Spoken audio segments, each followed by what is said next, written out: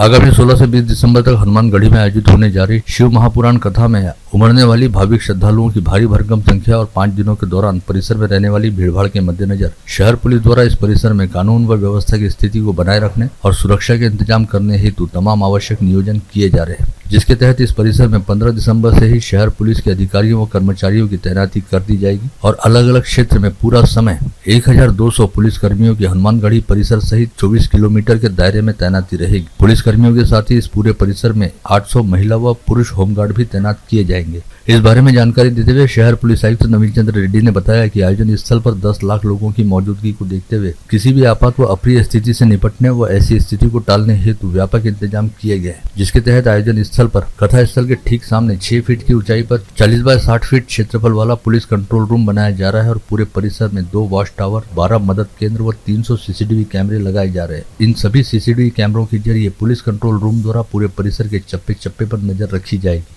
शहर पुलिस आयुक्त नवीन चंद्र रेड्डी ने आज दोपहर ही पुलिस उपायुक्त सागर पाटिल व राजापेट पुलिस स्टेशन की थानेदार सीमा दातालकर के साथ शिवगढ़ी परिसर का मुआयना भी किया। इसके अलावा आगामी 20 दिसंबर से चांदूर बाजार के निकट बहिरम क्षेत्र में 1 माह चलने वाली बहिरम यात्रा शुरू होने जा रही है, जो आगामी 30 जनवरी तक शुरू रहेगी। बहिरम यात्रा पर भी जिला ग्रामीण पुलिस द्वारा 32 सीसीटीवी कैमरों से नजर रखी जाएगी। यात्रा के दौरान लगने वाली दुकानों सहित अन्य उपक्रमों के लिए कुल 670 प्लॉट निर्धारित किए गए हैं। प्लॉट की नीलामी सोमवार से बुधवार तक हो रही है। यात्रा के दौरान एम्बुलेंस सहित फायर ब्रिगेड को तैयार रखने के निर्देश जिला ग्रामीण पुलिस अधीक्षक कार्यालय सहित सिरजगांव बंड पुलिस ने यात्रा के व्यवस्थापकों को दिए। अमरावती शहर में मालवीय चौक से जयस्तंभ की ओर आ रहे सीमेंट लदे ट्रक ने एकता आभूषण के सामने रास्ता पार कर रहे दोपहिया चालक को बुरी तरह से कुचल दिया। इस हादसे में दोपहिया चालक की मौके पर मौत हो गई। हादसे की सूचना मिलते ही कोतवाली पुलिस ने तुरंत मौके पर पहुंचकर ट्रक चालक को अपनी हिरासत में लिया और ट्रक को जब्त कर लिया गया। मिली जानकारी के मुताबिक सीमेंट लदा ट्रक मालवीय चौक से जयस्तंभ चौक की ओर आ रहा था, तभी एकता आभूषण के सामने दोपहिया वाहन पर सवार 50 वर्षीय व्यक्ति ने उड़ान पुल के नीचे से रास्ता पार करते हुए यू टर्न लेने का प्रयास किया और यह दोपहिया सवार व्यक्ति सीधे इस ट्रक की चपेट में आ गया, जिसे ट्रक ने कुचलने के साथ ही दोपहिया वाहन सहित करीब 10 से 15 फीट की दूरी तक घसीटा, जिसकी वजह से उस व्यक्ति की मौके पर मौत हो गई। मृतक के दोपहिया वाहन की डिक्की से माडा के घर की खरीदी बिक्री संबंधी कुछ दस्तावेज बरामद हुए हैं, जो चिलम छावनी परिसर में रहने वाले सुजीत उत्तमराव गोटखड़े के नाम पर थे। पुलिस इस बारे में आवश्यक जांच पड़ताल कर रही है।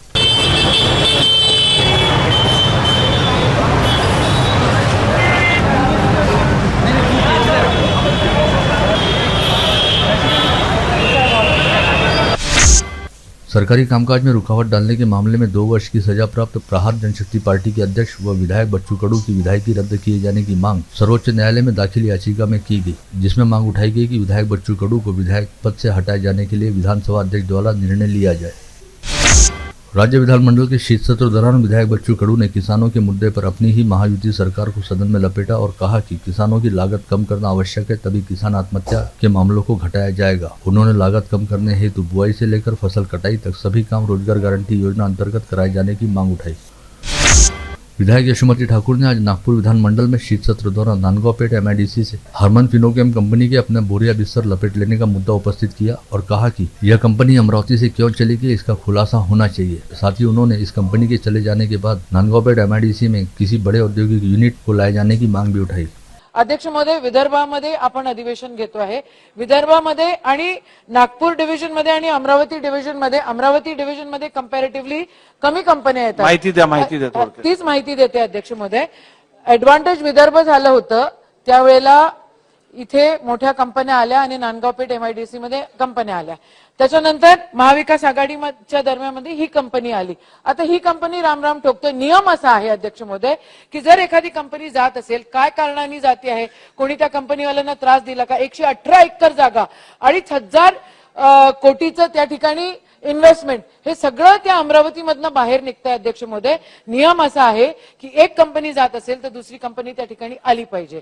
अध्यक्ष महोदय, कुठेतरी ते डेव्हलपिंग स्टेजवर आलंय। आता जर असं निराशा त्या ठिकाणी व्यक्त झाली तर माझी आपल्या मार्फत सरकारला विनंती आहे की आपणही तिथे निर्देश द्यावे आणि ती कंपनी आम्हाला दुसरी कंपनी द्या।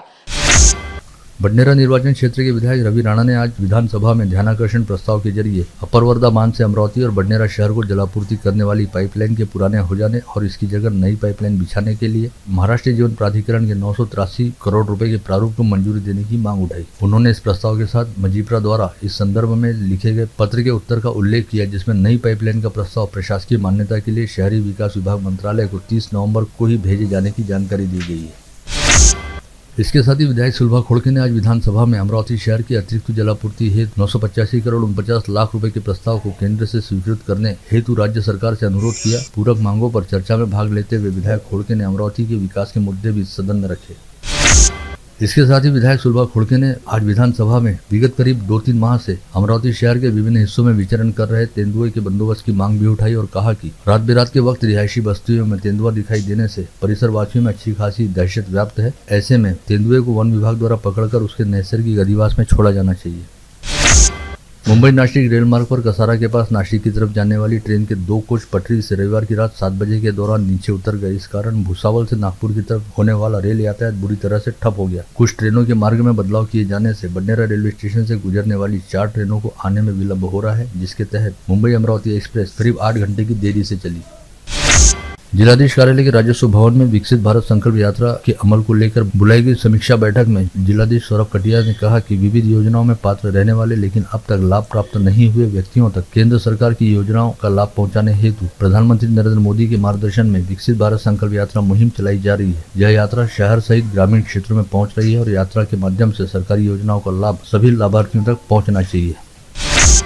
विगत कुछ दिनों से मौसम में काफी बदलाव हुआ है। राज्य में ठंड और बढ़ने वाली है। साथ ही आज कुछ स्थानों पर बारिश होने की संभावना मौसम विभाग ने दर्शाई है। यदि मिचांग चक्रवात का प्रभाव कम रहा तो आज विदर्भ और कोंकण में बारिश होने की संभावना है। आदिवासी गोंड गवारी जनजाति संवैधानिक हक संघर्ष कृति समिति द्वारा आज यहाँ बुलाई गई पत्रकार परिषद में कहा गया कि आगामी गुरुवार 14 दिसंबर को समिति द्वारा नागपुर में चल रहे विधानमंडल के शीत सत्र पर भव्य मोर्चा ले जाया जाएगा और आदिवासी गोवारी समाज की कई वर्षों से प्रलंबित मांगों को लेकर आवाज उठाई जाएगी। या भव्य दिव्य महामोर्चाचे आयोजन संपूर्ण महाराष्ट्रभर आम्ही केलेले आहे। संपूर्ण महाराष्ट्रातील आमचे आदिवासी गोंड गोवारी जमातीची सर्व पुरुष आणि महिला मंडळ या मोर्चामध्ये सहभागी होणार आहे। आणि खरं सांगायचं म्हटलं तर आमचा हा समाज आपल्याला आठवतच असेल की नागपूर येथे 23 नोव्हेंबर 1994 महाहत्याकांड झालं होतं। त्या महाहत्याकांडामध्ये 114 आमचे आदिवासी गोंडगोवारी शहीद झाले। सरकारी व अर्ध सरकारी कर्मचारी एवं शिक्षक संगठन द्वारा आज यहाँ बुलाई गई पत्रकार परिषद में बताया गया कि अपनी विभिन्न मांगों को लेकर 14 दिसंबर से शिक्षक व शिक्षकेतर कर्मचारियों की राज्यव्यापी हड़ताल शुरू की जा रही है, जिसमें समूचे राज्य से 17 लाख सरकारी व अर्ध सरकारी शिक्षक व शिक्षकेतर कर्मचारी शामिल होंगे। त्यासाठी आम्ही 7 दिवस संप केला। 14ला सुरुवात झाली। 14च्या तत्पूर्वी 13 मार्चला सुद्धा माननीय मुख्य सचिव यांच्यासोबत चर्चा झाली होती, परंतु त्या चर्चेमध्ये काही निष्पन्न झाल्यामुळे आम्ही 14 तारखेपासून संप सुरू केला। 14 पासून ते 20 तारखेपर्यंत संप, परंतु मग शासनाने आपल्या राज्याचे मुख्यमंत्री माननीय एकनाथरावजी शिंदे साहेब यांनी आमच्या सुकाणू समिती शिष्टमंडळाला बैठक घेतली आणि त्या बैठकीमध्ये हे जे काही आमचे प्रस्तावित विषय आहेत त्या प्रस्तावित विषयात सखोल चर्चा झाली। त्यामध्ये आपल्या राज्याचे मुख्य सचिव त्यानंतर बाकीचे प्रत्येक विभागाचे अपर मुख्य सचिव उपस्थित होते। पुरानी पेंशन की मांग को लेकर शिक्षकों द्वारा निकाले गए जनक्रांति मोर्चा को शिक्षक महासंघ के संस्थापक अध्यक्ष शेखर भोयर ने अपना समर्थन दिया। साथ ही वे इस जनक्रांति मोर्चा में स्वयं शामिल भी हुए। मागच्या दिल्लीच्या आंदोलनामध्ये जवळपास 10 लाख कर्मचारी उपस्थित होते। आज आपल्या नागपूरच्या आंदोलनामध्ये जवळपास 5-6 लाख कर्मचारी उपस्थित आहेत। त्यामुळे नक्कीच राज्य सरकारला या आंदोलनाची जास्ती भरलेली आहे आणि येणाऱ्या काळात आपल्याशिवाय कुठलंही सरकार घडणार नाही ही ताकद कर्मचाऱ्यांमध्ये असल्यामुळे आपल्याला पेन्शन यांना द्यावीच लागेल। 8 घंटे काम व पेंशन लागू करने सहित 7 मांगों को लेकर आज मंगलवार से ऑल इंडिया ग्रामीण डाक सेवक यूनियन की अमरावती विभाग व नेशनल यूनियन ऑफ ग्रामीण डाक सेवक द्वारा बेमुदत हड़ताल करनी शुरू कर दी गई है, जिससे डाक सेवा बुरी तरह से चरमरा गई है।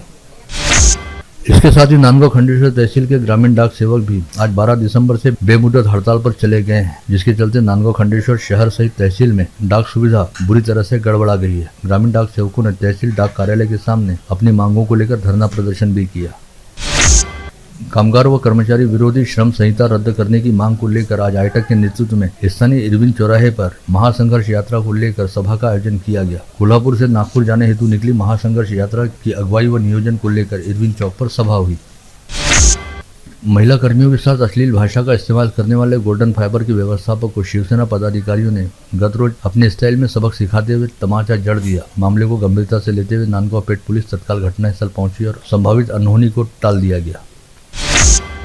महादेव कोली जनजाति की प्रमुख 4 मांगों व अन्य मूलभूत समस्याओं को लेकर सामाजिक कार्यकर्ता नितिन कदम ने गत रोज नागपुर में राज्य के मुख्यमंत्री एकनाथ शिंदे से मुलाकात की। कौंडिन्यपुर स्थित श्री रुक्मिणी विदर्भ पीठ के पीठाधीश्वर राजेश्वर माउली सरकार का जन्मोत्सव बड़ी धूमधाम के साथ मनाया गया। इस उपलक्ष्य में श्री क्षेत्र अंबिकापुर में एक सप्ताह से विभिन्न अनुष्ठान व आयोजन हो रहे, जहाँ पर माउली सरकार के दर्शन हेतु कई गणमान्यों का तांता लगा रहा। श्री साई सेवाधारी पालकी सोहड़ा समिति द्वारा आयोजित अमरावती शिरडी पालकी पदयात्रा आज सवेरे भोपाली व काकड़ आरती करते हुए प्रसाद कॉलोनी के साई मंदिर से शिरडी हेतु रवाना हुई। इस अवसर पर भाविक श्रद्धालुओं ने पादुका पूजन करते हुए शिरडी की ओर प्रस्थान किया, जिनका शहर में विभिन्न चौक चौराहों पर साई भक्तों द्वारा बड़ी धूमधाम के साथ स्वागत किया गया। शिव प्रतिष्ठान हिंदुस्तान की ओर से आशीष सुंठवाल के निवास स्थान पर रामार्पण परिवार द्वारा सुंदरकांड का आयोजन किया गया।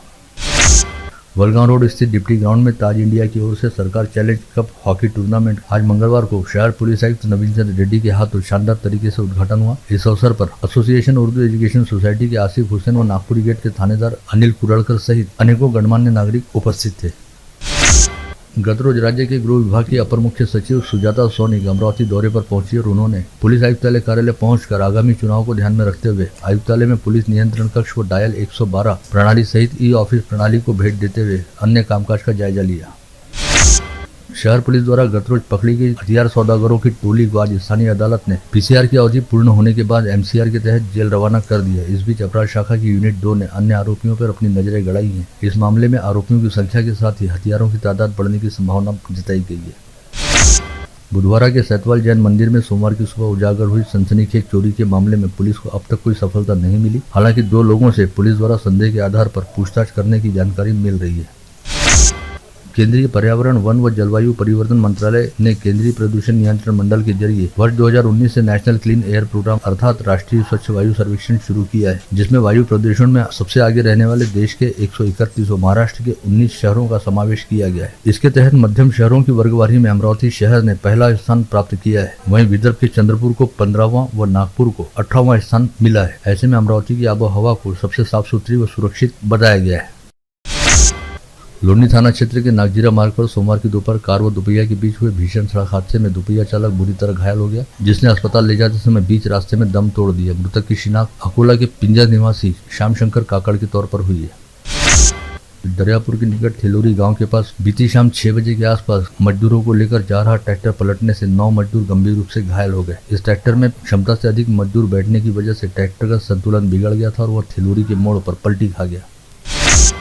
परतवाड़ा में पुलिस का मुखबिर रहने के संदेह के चलते दिन दहाड़े व्यापारी की दुकान में घुसकर उसे जान से मारने की धमकी देने की घटना घटित हुई, जिसमें डॉन नामक आरोपी ने व्यापारी को गोली मारने की धमकी दी। यवतमाल के झरी तहसील अंतर्गत मुकुटवन में बनाए जाने वाले सीमेंट रास्ते के लिए सार्वजनिक लोक निर्माण विभाग के अधीक्षक अभियंता कार्यालय में निविदा प्रक्रिया जारी रहने के दौरान ठेका हासिल करने हेतु एक ठेकेदार ने अधीक्षक अभियंता सहित कार्यालय के अन्य कर्मचारियों के साथ गाली गलौज करते हुए उन्हें धमकाया। इस मामले में अधीक्षक अभियंता संभाजी धोत्रे की शिकायत के आधार पर यवतमाल शहर पुलिस ने वणी निवासी प्रवीण उम्बरकर नामक ठेकेदार के खिलाफ आपराधिक मामला दर्ज किया। राज्य उत्पाद शुल्क विभाग के पथक ने यवतमाल शहर में नकली शराब बनाने वाले 3 लोगों को गिरफ्तार किया है, जो कम कीमत के डिनेटर स्पिरिट में ब्लीचिंग पाउडर मिलाकर नकली देशी शराब बना रहे थे। 92 वर्ष की आयु में पदार्पण करने के बाद भी व्रतस्थ रूप से लेखन व वाचन करने वाले महानुभाव पंथ के वरिष्ठ साहित्यकार व संत पुरुषोत्तम नागापुरे उर्फ कारंजेकर दादा का आज सुबह 11 बजे निधन हो गया। उनकी अंतिम यात्रा कल सुबह 11 बजे गांधीनगर स्थित निवास स्थान से निकाली जाएगी और उनके पार्थिव पर अंतिम संस्कार किए जाएंगे। आप देख रहे थे मंडल न्यूज बुलेटिन। हमारे चैनल को लाइक करें, शेयर करें और हाँ, सब्सक्राइब करना ना भूलें। कल होगी आपसे फिर मुलाकात, तब तक के लिए धन्यवाद।